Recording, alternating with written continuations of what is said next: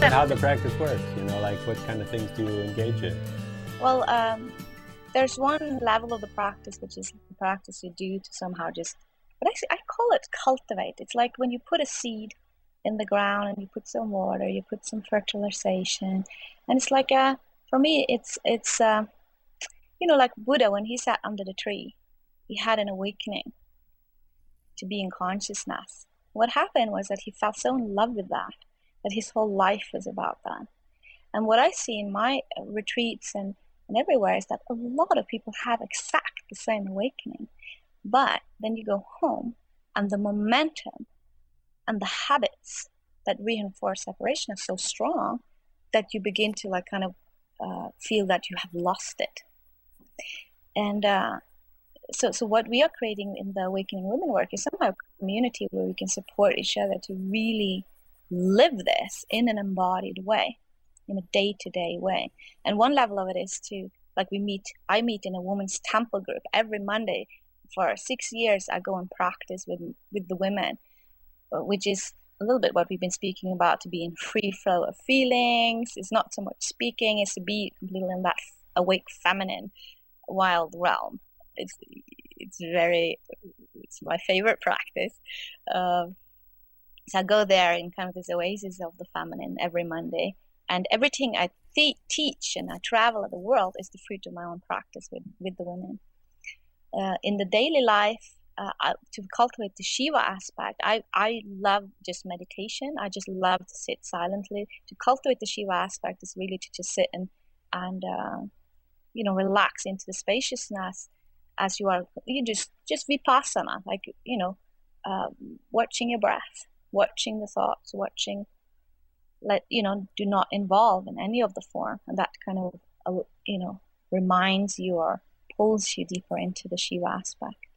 I came from a background which is very kind of Advaita and very kind of non-form. And what I love in my feminine practices is also more devotional practices. I love to pray. I love to sing. I love to, like Rumi, he says, I know, what he says, I know we are one, but allow there to be just as much separation so I can worship you.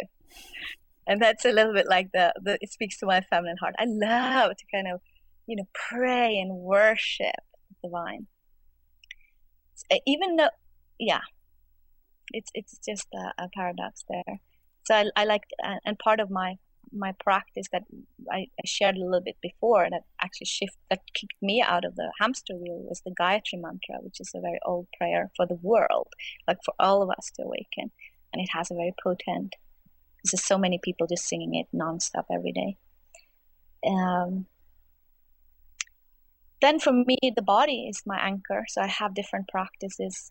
Like I can share with you a practice that we do to be with feelings, as I told you about. Even to be with feelings without a story. And I call it feel, kiss, flow. So it's very easy to remember. And the first part is the feel part. And that means that whenever you are feeling something, even if you notice it as a thought, like for example, I'm bored, move your attention from the thought back into the feeling of boredom. And with that, I mean the physical sensation. So you feel the feeling as a physical sensation. If you feel tired, how does that feel? Like maybe you feel heaviness in the shoulder, or you feel sadness. Maybe you feel that as tears behind your eyes or soreness in your chest. You just notice it as a feeling in the body. So that's the feel part. When you notice the feeling in your body, the sensation in the body, you bring your breath to the sensation as if you would kiss it with your breath from the inside. So that's the kiss part. Feel it as a sensation in the body. Kiss it with the breath from the inside. So it's like you move the breath towards it. And then that, not to make it go away, but to give it more space to flow. And that's the feel, kiss, flow.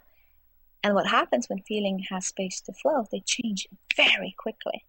Very, very quickly. Because feelings are energy. And energy changes all the time. It's just that the story about the feeling can keep a feeling going for years. We just reinforce it with the story. But the feeling itself will just change. So even though we think that, I'm going to drown if I let go in this sadness. If you really do it, it can take a few minutes and something else is here. And then it's a new moment. Feel, kiss, and on it goes for the rest of your life.